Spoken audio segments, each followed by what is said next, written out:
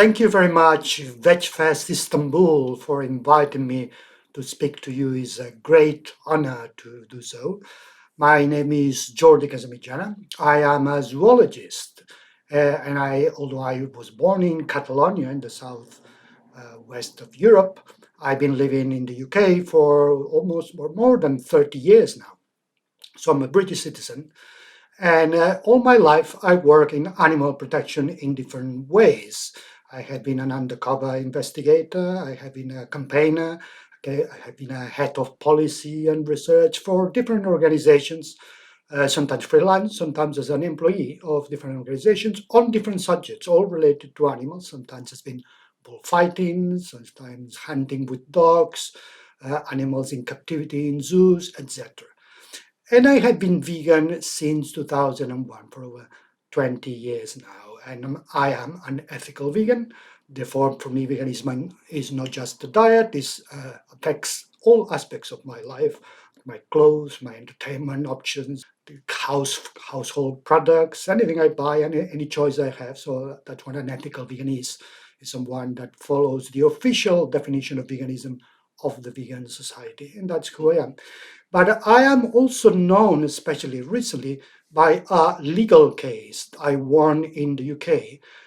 And thanks to that case, ethical veganism has become a protected philosophical belief in the UK. What in other countries they call it a protected class, which means is protected from discrimination, harassment, and victimization. So you cannot discriminate a person for being a vegan in the same way that you cannot discriminate a person for being from a particular race or a particular sexual orientation or etc.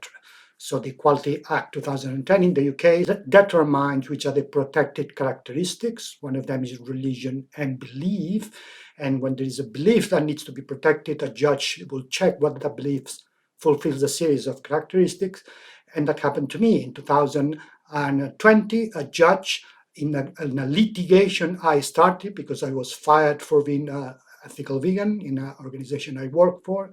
I was fired in 2018. I thought that was unfair, and I took my employer to an employment tribunal, and a part of the process was a judge checking whether veganism fulfill all the characteristics of a protected belief. And the judge said yes. So since 2020, ethical veganism is a protected characteristic in the UK and is the first jurisdiction in the world where veganism has been put at the same level that any religion or any philosophy in terms of protection from discrimination. That's how I'm most known for. But because of my legal case, I started to talk about it, and I wrote a book. You can see here on the other side, here behind me, is the cover of the book called Ethical Vegan, A Personal and Political Journey to Change the World, in which you talk about the history of veganism, about my history, my journey towards veganism, and also my legal case, how I did it, because it took me 2 years. But because of that book, I became a writer, and now I write for several clients. I'm a freelance writer that writes for several publications, vegan publications, and I write about veganism, about the philosophy of veganism, about animal issues, about animal protection issues, and I do it through in different language for several publications. So that's what I do now. The subject I wanted to talk to you today was a subject I think is very important that has to do with the philosophy of veganism itself, because many people become vegan, but they don't know that much about the philosophy. They have a vague idea of the behavior, what you should do or not, but not really the philosophy of why you do it and which are the main principles of the philosophy. And since I have been vegan for a long time, I had a lot of time to think about it and to read about it and to talk to other vegans about it. And I now have a very good idea about what are the main principles. And I think there are five principles, which there might be more, but these are the ones I consider that the most important. The one that all vegans, no matter which type of vegans they are, because there are different type of vegans. Some are more interested in the environment, others in the animals, others in health, others in social justice, others in spirituality. It doesn't matter, all of them, although they might have particular beliefs that are distinctive of their group, they all share at least these five principles. That's why they all are ethical vegans, if they do share them.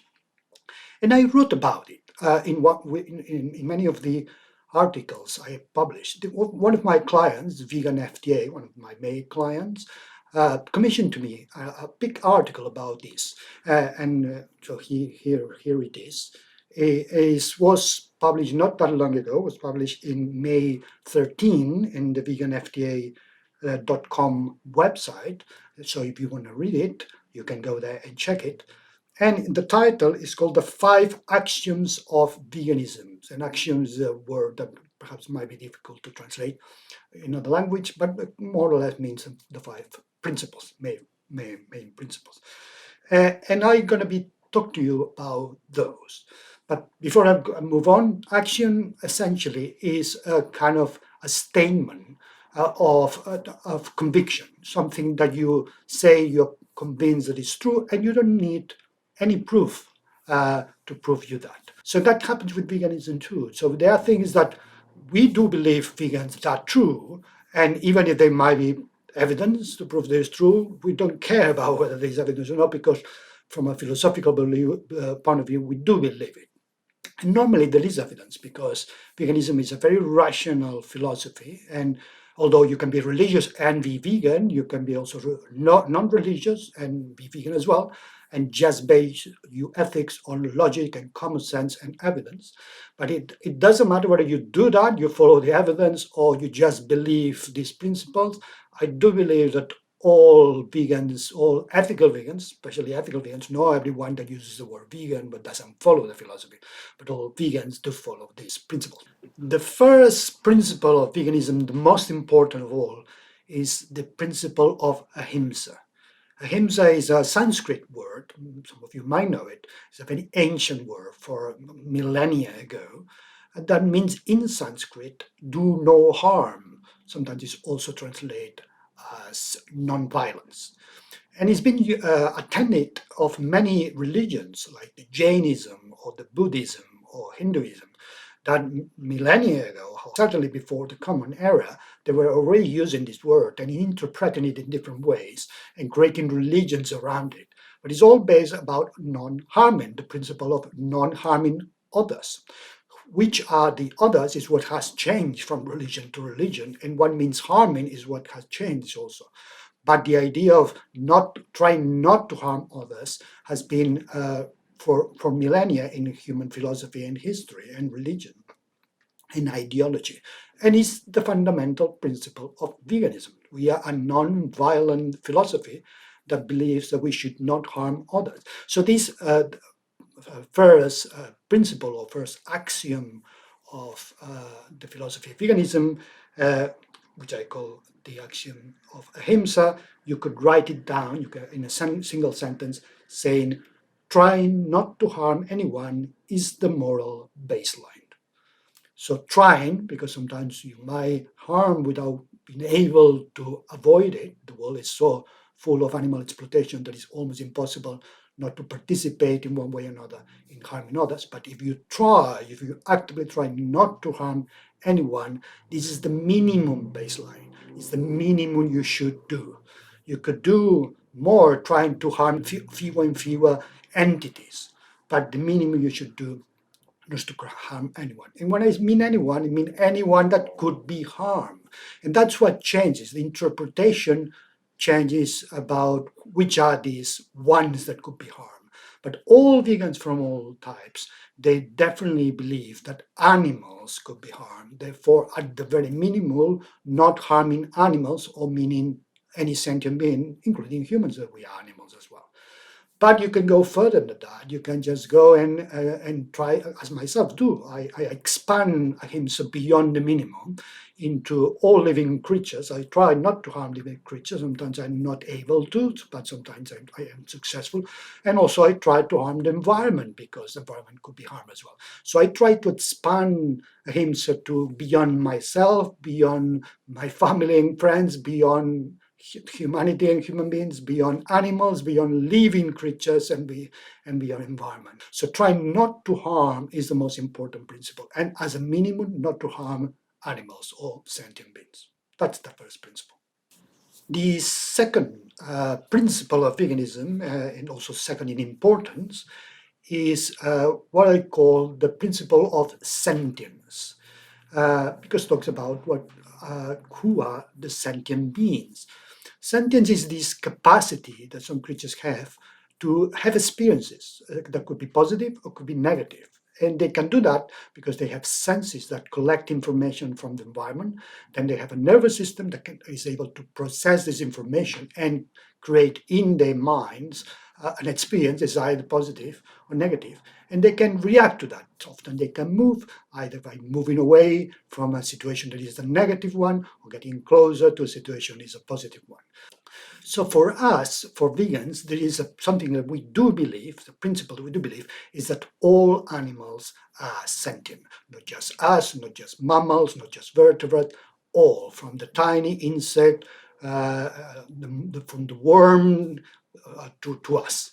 So this is something that we believe. Even those animals that haven't been discovered yet, we also believe they're going to be sentient, and we're going to treat them as such. So that proves that axioms, you see, axioms are things that people believe, even if there's no evidence. For us, vegans, we don't need to be proven that this new animal that's been discovered is sentient. We already accept that it's sentient just in case. So in a single sentence, this principle, the second principle of veganism, the principle or axiom of sentience, you could summarize it in this sentence. All members of the animal kingdom should be considered sentient beings.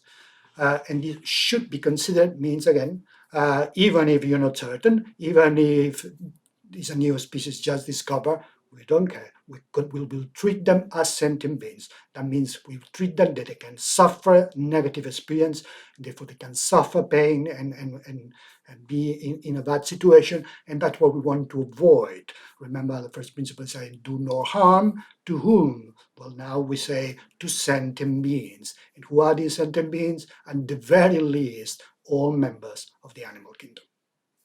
The third principle of veganism is the principle of anti-exploitation.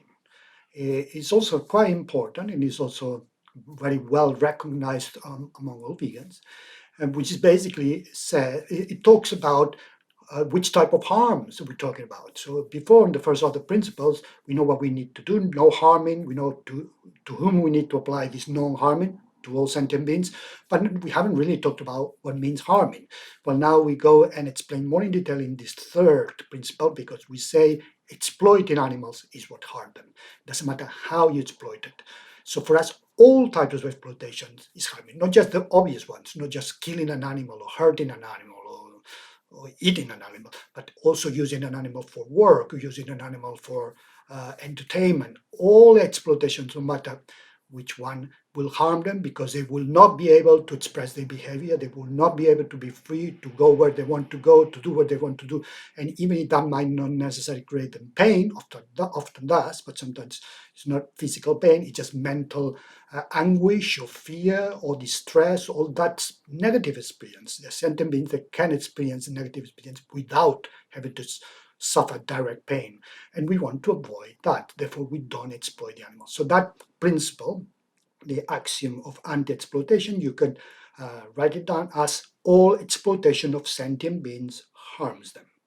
And then it makes sense. So if all exploitation of sentient beings harms them, and the first principle of veganism says don't harm, and the second says don't harm sentient beings, the conclusion is veganism is against the exploitation of all sentient beings, which is another of the definitions. This is a shorter one, but you can summarize it in a shorter version that means vegans are against all animal exploitation because it contains everything included in the three major principles.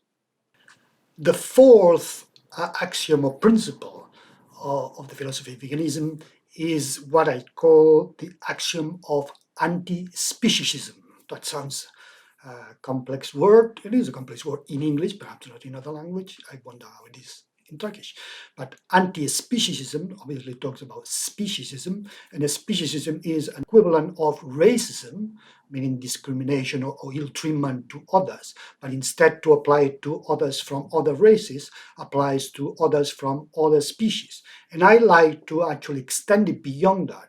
I think when the word speciesism was created by Richard Ryder, he was talking about comparing it with racism and said, well, if you discriminate against somebody because of their race and you go beyond race and look at the species, different species is the same phenomenon. His intention was expanding it beyond race, and there's no reason to stop in a species. You can just go beyond in groups of a species, or even whatever criteria you have to separate others. Could be gender orientation, could be sex, etc. So anybody that is from another group, if you discriminated them, and we call it this speciesism. So vegans don't do that. Vegans are against that. So they don't discriminate against others for belonging to one group or one species or another. So this particular principle could be summarized in this sentence. Not discriminating against anyone is the right ethical way. Because it covers another type of harm. In the third principle, we talk about the harm that was caused through exploitation. But sometimes you can harm animals without exploiting them by the way you treat them. You treat them badly, you disrespect them. It could be more subtle way of harming. And we don't want even that. We don't want even subtle ways of harming. We want to avoid them all. And discriminating, treating them differently because they belong to this species and not the other species, is a form of discrimination. So we try to avoid that. So that's why we try to not to use a speciesist language. And a language you can talk about animals, they don't fear or experience pain because of your words, but you disrespect them. So we try to use non-speciesist language to foster the idea of respect throughout the species. But it's also applicable in the way that we relate to each other and how humans relate to other humans. And there's a lot of discrimination around.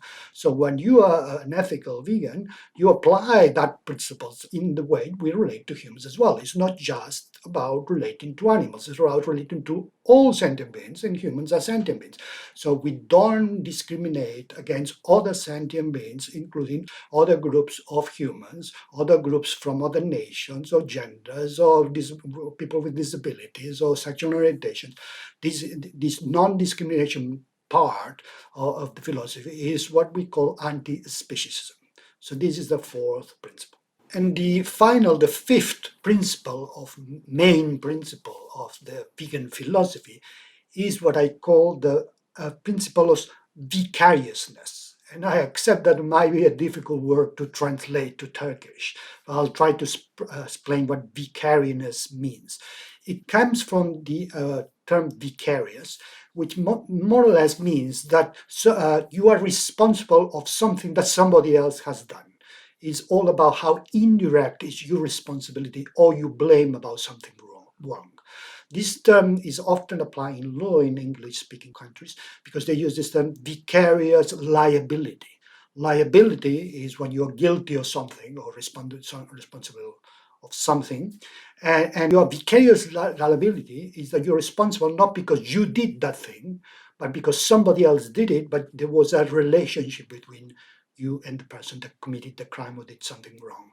And that's normally applied when you are the boss or you're the employer of someone that committed a crime. And sometimes some laws that have vicarious liability says if you committed a crime, your boss who were responsible of you also has to be blamed for that. So that indirect blame of something that you haven't done but you still being blamed about is what encapsulates this concept of vicariousness. And vegans do that because when we don't consume a product, it's not that we don't kill the animal. We don't buy the product that somebody else is kill him or her because we think that we somehow will be responsible or participated in that harm, even if we haven't applied the harm directly. So it's not just avoiding harming animals, it's allowing other people to harm them and do nothing about it. We don't ignore what others harm the animals. We don't buy the products of those that harm the animals. We avoid the harm even if it's indirect. And this indirect connection to the harm is this principle. So the fifth axiom or principle of vicariousness could be written down as indirect harm to a sentient being caused by another person is still harm we must try to avoid. Which I think many people don't even realize that we have it. Many vegans might have not thought about it, but that explains why we behave the way we do. We don't buy products that, even if they don't have animal protein, then animals were used in the manufacture of that product, were exploited. So even if they're not in the product itself, the fact that they were used that connects us to that harm in a vicarious way. And so therefore we want to avoid that as well. So that principle of considering the harm doesn't need to be directly something that you do, could be something that indirectly you participate, is what explains why vegans, we try to build the vegan world. We try to change the world because we are somehow connected to all the harm other people are doing. And when we say that we oppose animal exploitation, it means because that exploitation that other people do, even if you're not doing it directly, you're somehow responsible as well. So we want to stop all exploitations because of the fifth principle that makes us feel that we are responsible. So these are the 5 principles of veganism. When you look at all different types of vegans, you'll see that all ethical vegans follow those 5 principles. And then they might add more. Eco-vegans, environmental vegans, they might add more about environment. Social justice vegans, they might add more about relationship with other humans. Those are the 6 or 7 or 8 principles that they might be specific from different type of vegans. But the 5 I identify, these are the ones that are common. Therefore, they are the pillars of the philosophy of veganism. So if you're vegan and you never considered that, it's important that you learn and you accept and these principles, because these are the basis of your philosophy. You will find the foundations that will allow you to be vegan for longer and to communicate veganism to other people in a much more coherent way. Well, thanks very much.